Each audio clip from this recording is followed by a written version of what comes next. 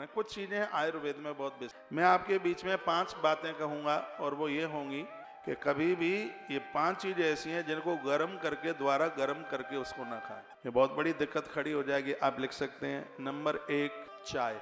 एक बार इसको आपने गर्म कर दिया है, दोबारा से इसको बिल्कुल गर्म मत कीजिए। इससे एसिड बहुत बनता है, इससे गठिया की बीमारी हो जाएगी, एक एक गांठ दर्द करेगी, इतनी खतरनाक है। बहुत माताएं सुबह एक बार उसे गर्म करके रख देती हैं और पूरा दिन भर उसी को ओट करके पिलाती रहती। तो यह बिल्कुल भी मत कीजिएगा, इससे बिल्कुल बचिएगा। चाय को दोबारा गर्म करके ना लें, उतना ही बनाएं। ये बातें 5 आपके काम में आएंगी, इसलिए मैं बोल रहा हूँ। दूसरा है पालक। इसमें आयरन बहुत होता है, पालक में बहुत आयरन होता है, और यदि इसको दोबारा से गर्म करके आपने खाया है तो यह भी हमारी बॉडी में एक बहुत बड़ी तकलीफ पैदा कर सकता है। पालक की सब्जी बच गई है तो ठंडी ही खा लीजिए, उसे गर्म मत कीजिए। तीसरी है रिफाइंड।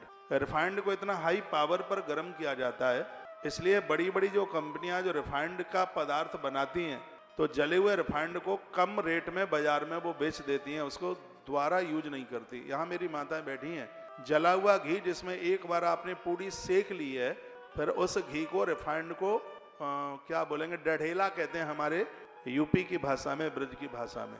यदि इसको बार बार आप कढ़ाई में डालकर उसी से पूरी पकवान सेकते हैं तो हमारा आयुर्वेद कहता है शरीर में गांठें हो जाएंगी जो कैंसर का रूप धारण कर। मेरी इस बात को, कही गई बात को बिल्कुल हल्के में मत लीजिएगा।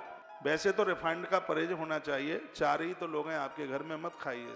ये बहुत बीमारियां कैंसर को पैदा कर रही है रिफाइंड।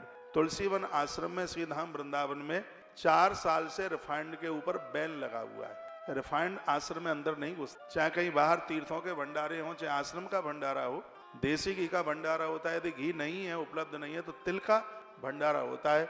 रिफाइंड को यूज नहीं किया जाता।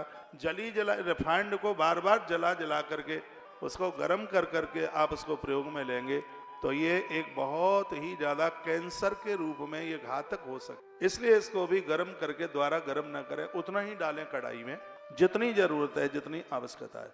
ये बात सुनने के लायक है। और अगली बात मैं बोलूंगा जिसका नाम है मशरूम।